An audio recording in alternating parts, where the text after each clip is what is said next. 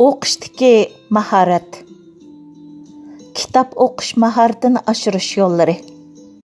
Avtori Yuliya Kuchuk-o'g'li. Qisqacha mazmuni.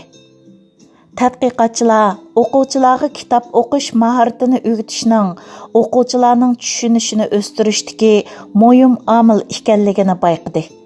Halbuki nurg'un o'qituvchilarda o'qib tushunish mahoratini o'quvchilarga o'rgatish asosi ojiz. Shunlashqa o'qituvchilarning unumlik o'qib tushunish usulini tepib chiqishi va buni o'quvchilarga o'rgatishi zarur. Mana shu sabab tufayli bu maqola til darslarida o'qish iqtidorini yuqori ko'tarish uchun unumlik o'qish mahoratini tadqiq qilishni maqsad qiladi. Bu o'rta darajalik umumiy mahorat kursidagi 14 o'quvchiga qo'llanilgan tadqiqotdir. Maqola asosli kitob o'qish mahorati to'g'risida tushuncha berdi. Birinchi muqaddima. Kitob o'qish ham maktabda, ham kishining butkul hayotida hamroh bo'ladigan umrlik mahoratdir. Anderson, Herbert, Sikot va Wilkinsonning so'ziga asosan kitob o'qish hayotdagi asosiy mahoratdir. Bu farzandning maktabda, shundaqla butkul hayotida muvaffaqiyat qozonishining asosi hisoblanadi. O'qish iqtidori yaxshi bo'lmasa, kishi o'z g'oyasiga yetishdan va xizmatda muvaffaqiyat qozonishdan mahrum qoladi. Kitob o'qish mahorati muhim bo'lib qolmay, ma'rif sistemasidagi eng qiyin masalalardan biridir. Yuqori madaniyat saviyasiga bo'lgan kunsiri eshib berayotgan talab bu masalani texmi jiddiylashtirib etib bordi. O'quvchilarning kitob material o'qishdagi maqsadlariga tutgan pozitsiyasi ularning o'qish iqtidoriga ta'sir ko'rsatadi. Agar o'quvchilar o'zlariga munosabatlik materiallardan eng yaxshi foydalanmoqchi bo'lsa, ular tanqidiy ravishda o'qishni va tahlil asosida o'qishni o'rganishi kerak bo'ladi. Buning ma'nosi shuki, biz bir narsa o'qiganda o'qishdagi maqsad maqolaning markaziy ideyasini tushunishga tirishish bo'lishi kerak. Kitob material o'qigan chig'imizda biz ko'ralaydigan va ko'ralmaydigan ikki turlik reallikka duch kelamiz. Shunlashqa o'qishdagi maqsad ko'rinmas qavatni, asosiy ma'nini aniq tushunishdan iborat. Tili barliq o'qirmanlarning maqsadi o'zlari o'qiganlarini tushunishi bo'lishi kerakligini o'ttirg'a qo'ygan. Tadqiqotlar yaxshi o'qirmanlarning kitob maqolalarning tekstiga aktiv qatnashadiganligini ko'rsatib berdi. Ular o'qiganlarini tushunish uchun o'zlari qo'llangan usullarni biladi. O'qituvchilar kitob materiallarini o'qish usulini o'rgatish orqali o'quvchilarning tushunishini yaxshilashga yordam bera oladi. Oldin faraz qilish, chatma tasavvur qilish, ko'z oldida jonlantirish, yakunlash, savol qo'yish va xulosa qilish qatorliqlar kitob material o'qib tushunishni yaxshilashga yordam beradigan tadqiqot orqali isbotlangan usullardir. Birinchi faraz qilish. Yaxshi o'qirman bo'lish uchun o'rganuvchilar o'zlarining o'qish nishonini belgilashi kerak. Shunlashqa yaxshi o'qirmanlar o'qigan narsalarni biror maqsad bilan o'qiydi. Tushunishni yaxshilashdagi usullardan biri oldin faraz qilish bo'lib, bu o'qirmanlarning o'qishida biror maqsad belgilashiga yordam berdi. Tadqiqot shuni isbotladiki, yaxshi o'qirmanlar o'zlarining tajribalarini va bilimlarini ishlatib, o'zlari o'qiganlar to'g'risida oldin faraz qiladi va ideya shakllantirdi. Bu usul o'quvchilarning texmi ko'p o'zaro ta'sir ko'rsatishiga sharoit hozirlab, o'quvchilarning qiziqishini oshirdi va ularning tekstga bo'lgan tonishini o'stirdi. Amaliy tekstdagi natijani oldin faraz qilish jarayoni bilan selishtirish to'limi muhim. Chunki u o'rganguvchining tushunishini ilgari suradi. Tushunish, faraz qilishni o'rgatish uchun o'qituvchining o'rnak ko'rsatish, tekstga binoan taxmin qilish, butkul tekstda hamkorlashish, grafik orqali tashkillash yoki qulaylashtiruvchi, varaqchi ishiltish qatorliq usullarni qo'llanishga bo'ladi.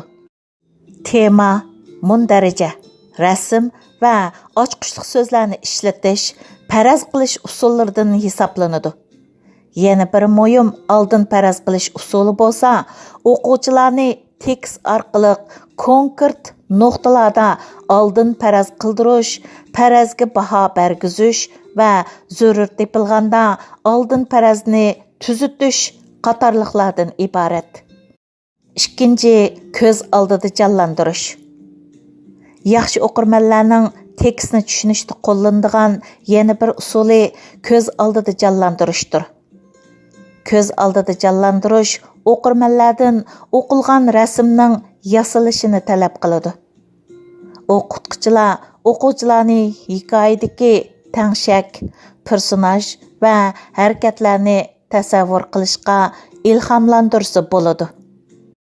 Shundaqla ulardan tekstdagi mazmunni ko'z oldida jonlantirganidan keyin shu vaqtda kallasida paydo bo'lgan manzarni rasm shaklida ifodalashni yoki u manzar to'g'riliq yezib chiqishni talab qilsa bo'ladi. Uchinchi, munosabatlashtirish. Munosabatlashtirib o'qish jarayoni qo'llanishga bo'ladigan yana bir usuldir. Munosabatlashtirish orqali o'rganguvchilar ilgirki bilimlarini aktivlashtira oladi va tekstdagi ideyalarni o'zining kechirmishlari bilan bog'lay oladi. O'qirman tekstdagi ideyalarni o'zlarining kechirmishlari, e'tiqodi va tashqi dunyoda yuz bergan ishlar bilan munosabatlashtirganda o'qish o'z ahamiyatini topadi. O'quvchilar rasm chizish, grafik chizish yoki yezish orqali tekst bilan o'zini bog'lay oladi. O'qituvchilar o'quvchilarning tekstdagi voqealarga o'xshash kechirmishlarni boshdan kechirib boqmaganligini so'rasa bo'ladi. O'quvchilar rasm chizish, jadvallashtirish, yezish va grafik shakllantirish orqali tekst bilan tekstni munosabatlashtirishni vujudga chiqara oladi.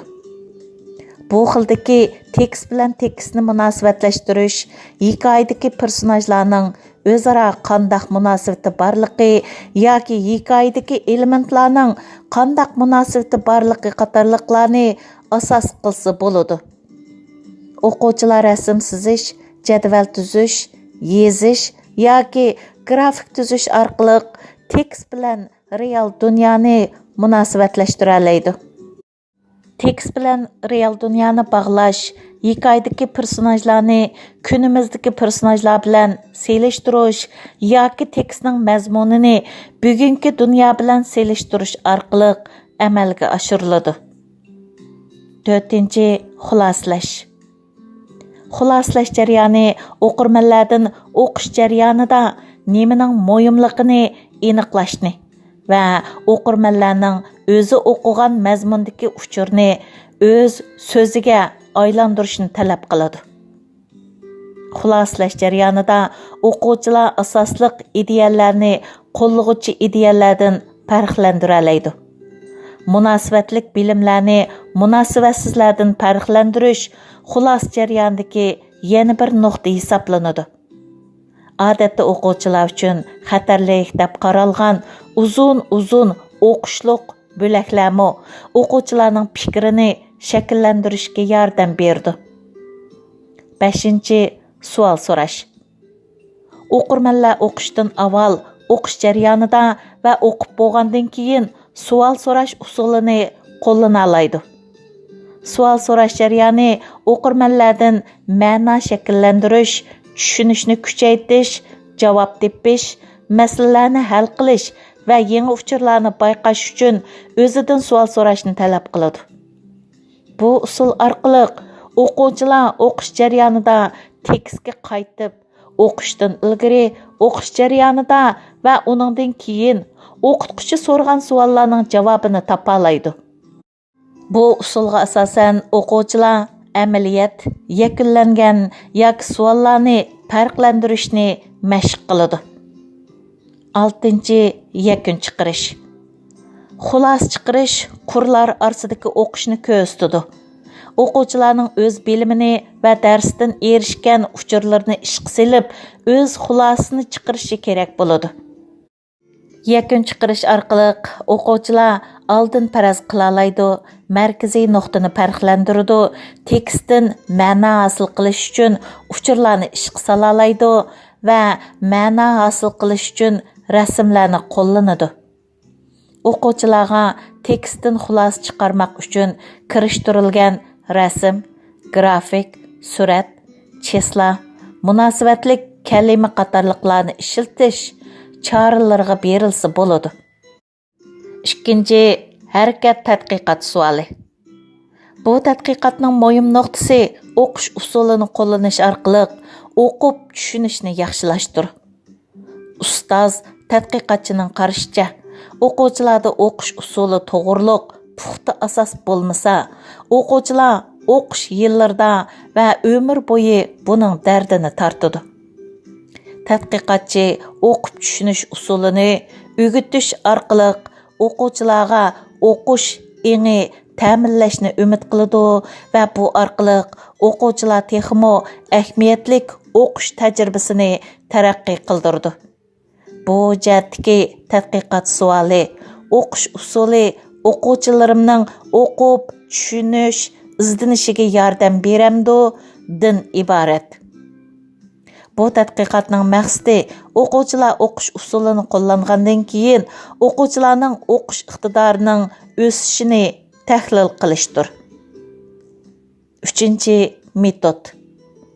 O'qish iqtidori ilmiy o'rganishdagi va maktabda muvaffaqiyat qozonishdagi eng negizlik mahorat.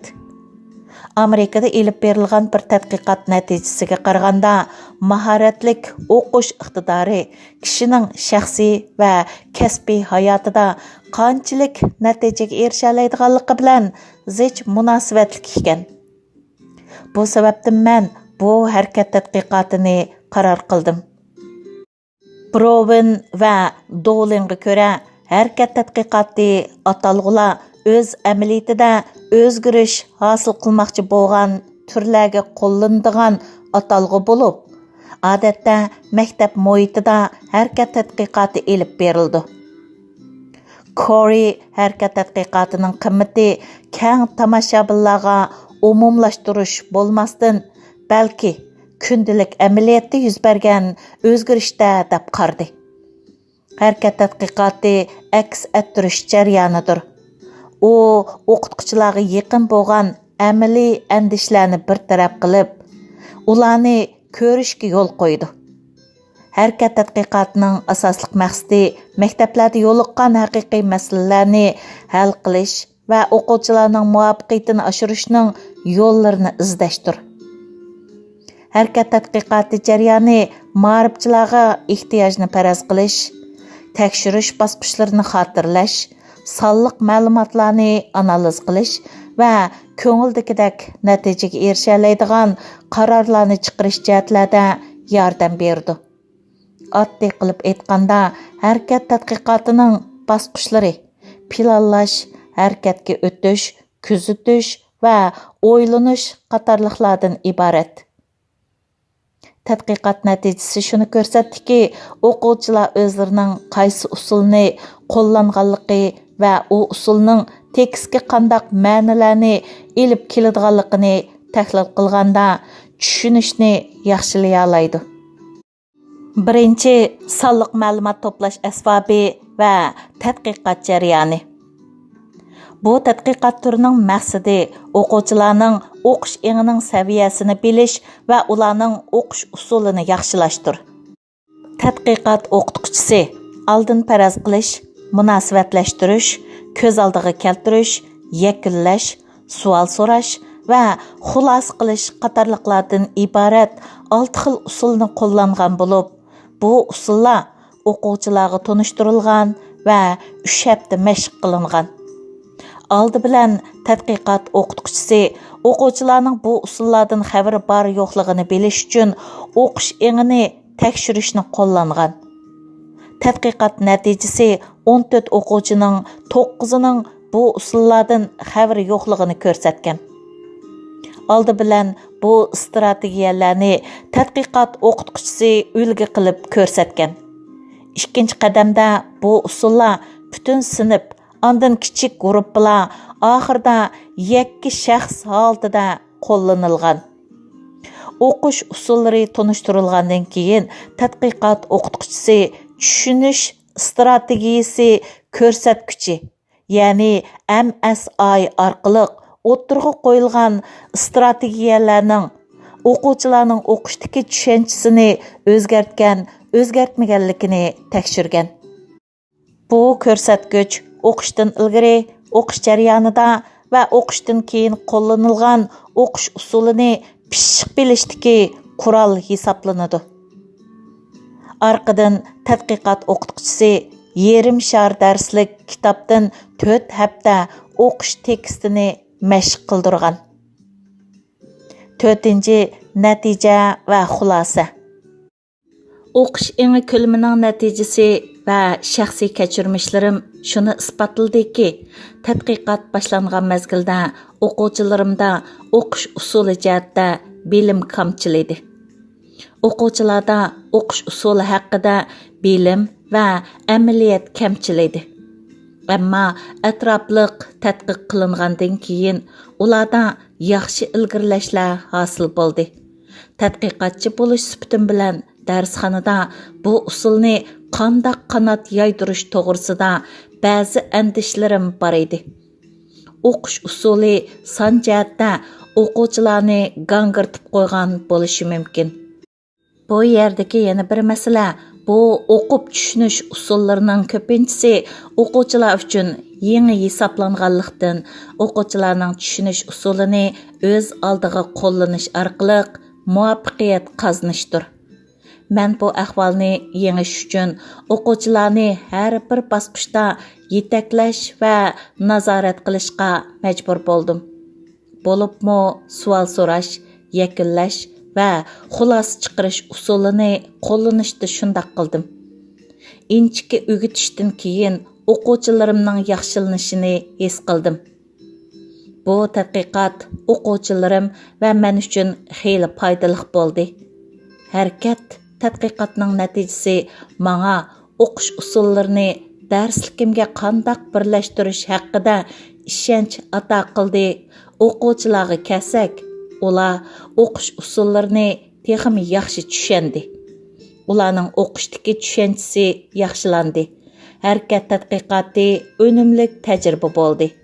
Hozir men o'qib tushunish usuliga bo'lgan tushunchamning bu o'quvchilarimning o'qib tushunishining yaxshilanayotganligini ko'rganligim uchun bu usullarni darslarimda davomli qo'llanishni xohlayman. Birinchi ta'sirlari. Tuzilgandan keyin o'qish usulining kelgusi tadqiqoti balkim texmi cho'ng, ixtiyoriy avrishkilarni o'z ichiga elishi mumkin. Har bir o'quvchining haftalik ilgirlash ahvolini xotirlash, shundaqla ular ko'p ishlatgan o'qish usulini xotirlash uchun tadqiqotchilar tekshirish jadvali degandek o'xshamagan vositadan foydalansa bo'ladi. Boshqa tadqiqotchilar yana qiz-o'g'il o'quvchilar o'rtasidagi tushunish farqi ustida izdinish o'yda bo'lishi mumkin. İnglizce saviyasi har xil bo'lgan tayyorlik maktab guruhlardagi o'quvchilar ustidami o'xshashla inglizce saviyasi jihatda sinoq elib berishga bo'ladi. Texmi ko'p o'quvchini tekshirish orqali kelib chiqqan o'xshamasliklar jihatda texmi yaxshi tushungili bo'ladi. Bu tadqiqot o'xshamagan ikki tadqiqotchi tarafidan o'xshamagan ikki guruh uchun qo'llanilsa, natijasi o'zaro selishtirma qilinsa bo'ladi. İngilizcedən Ənvər Qarqurum tərcümesi. Mənbə Uyg'urlar tor jurnalining 14 sonidan elindi.